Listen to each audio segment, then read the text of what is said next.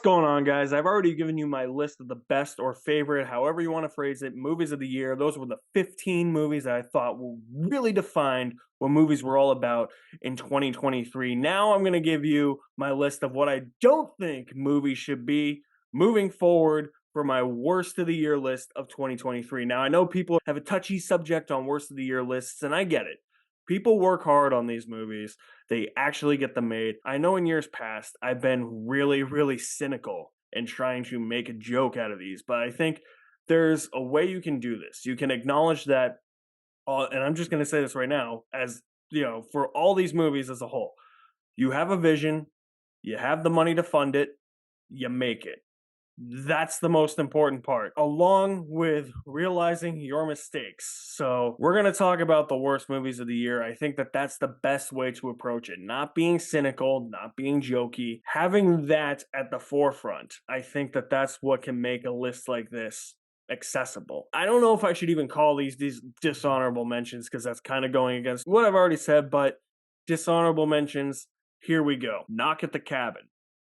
Justice League Warworld, May December, Legion of Superheroes, Expendables 4, Exorcist Believer, Rebel Moon, Aquaman and the Lost Kingdom, and a very shocker, I think if you see my short review for this, you'll be surprised, Poor Things.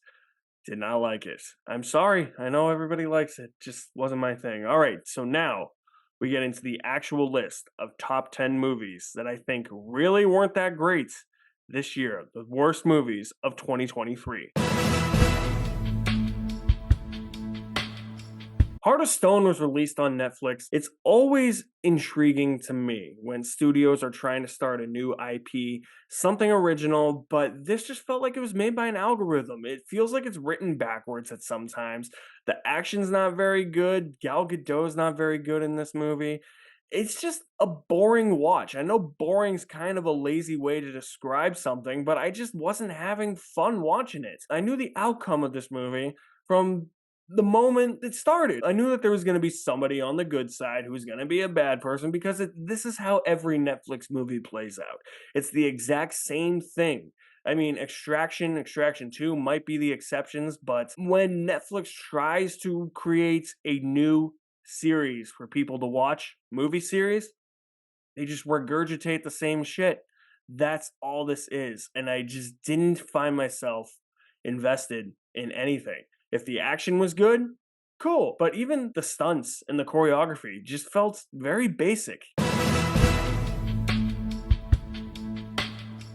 At number 9, we have Hypnotic. I don't remember a single thing about this other than it's Robert Rodriguez. He did a sci-fi twist and it just didn't work. I remember the plot twist and I did not like the plot twist at all. I don't think Ben Affleck's very good in this movie. I don't know. This was one that after I saw it, I just wiped it clean from my memory. And I just never want to revisit a movie like this ever again. I don't remember it being as action packed as I think it should have been. And nor do I remember the action being very good. That's the key with action movies. You gotta have good action. This didn't. Meg 2 The Trench is at number 8. Man, okay, I enjoyed the first Meg movie. I thought it was stupid, silly, dumb fun that you could just shove popcorn into your face and just have a good time. But the Meg 2 wasn't it. The Meg 2 really doubles down on what they tried to do with the first one, and the shark stuff that you want to see is the last third of the movie. I wanted the stupid, campy silliness that the first one brought and that last half hour brought for this entire movie, and instead we have Jason Statham fighting gangsters, spies, a whole bunch of slew of other people who are trying to go into the Mariana Trench or something, and this movie's very devoid of sharks. That's all I remember. Number 7, this was released on Paramount Plus. Don't think anybody saw it, with good reason. At Midnight, the leads have no chemistry. I remember characters just popping into scenes and locations like out of thin air. I'm like, how did you get from A to H? That's not possible. It follows every rom-com or romantic dramedy cliche to a T, to the point where it offers nothing new to the genre. And the dialogue is so bad in this movie. I can't believe that they actually got away with some of this dialogue. Ghosted is at number 6, and I feel like this should be right up my alley. I love Chris Evans. I love Ana de Armas as a female action star. If they were ever to make an all-female Expendables movie, Ana de Armas would be in it. While the role reversal was interesting, I just thought that Chris Evans came across in this movie as a bumbling idiot. His logic makes no sense. The action is poorly filmed, poorly edited. There's every celebrity cameo you can think of at the end of this movie, and it's very annoyingly distracting. I hated how this movie felt like it was directed by an amateur rather than somebody like Dexter Fletcher, who was coming off of Rocket Man. You go from Rocket Man to this. That's not very good. Number 5 is The Tutor. I'm pretty sure nobody saw this movie either. I'm the only one who saw it. Uh, a psychological thriller that isn't very psychological. The mystery's not all that interesting. The characters aren't likable at all. Even the main character that you're supposed to be on this journey with, you don't care about him, and he comes across as somebody who's very unlikable. You can have an unlikable character in a movie and still have it be a good character. He just wasn't a good character. The more he unravels, the more crazy he starts to go, but he's always had this in him. Like, the movie even shows instances where it's like, yeah, I don't think you are the most fit person on the earth. And he keeps trying to tell everybody this.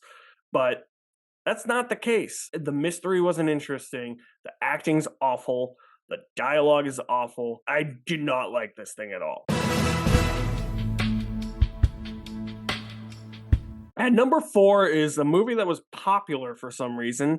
I found it to be boring. Five Nights at Freddy's. This is how you don't do a video game adaptation.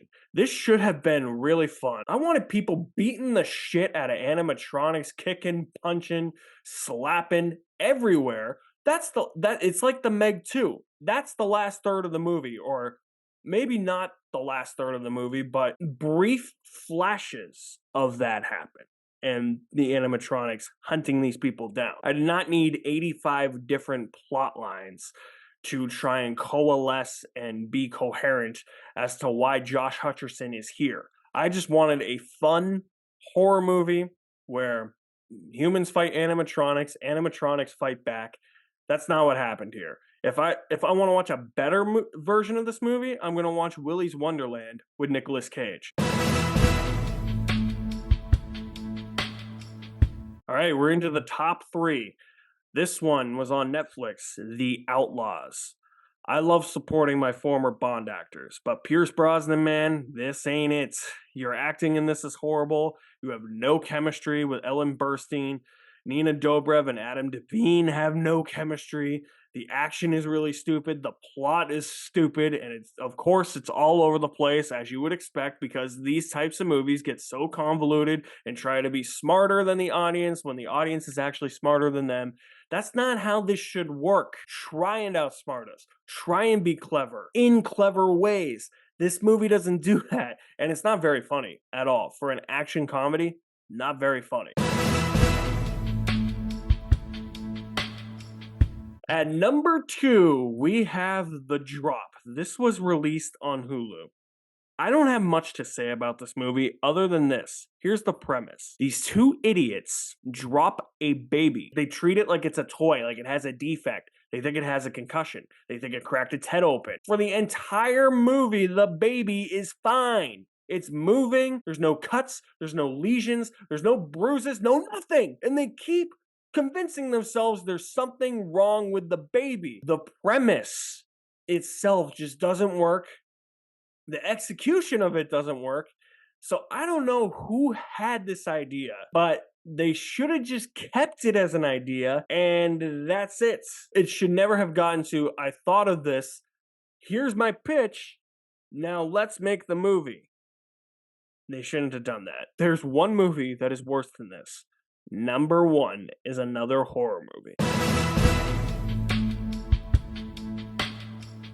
Winnie the Pooh, Blood and Honey is one of the most disgusting, outrageous, ridiculous, dumbest things I have ever seen.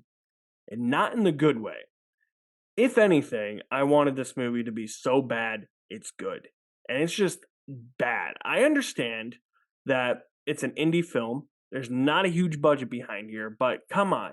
At least try to hide the fact that somebody is wearing a piglet mask. You can literally see somebody's skin. You can see their neckline under the mask. The mask cuts off like right here, and you can see the rest of their neck. Try and make it less obvious that these are people in masks running around killing girls, and all the kills just feel mean-spirited. Whose whole motivation in this for him and Piglet killing people is Christopher Robin left. That's the motivation for a Winnie the Pooh horror movie.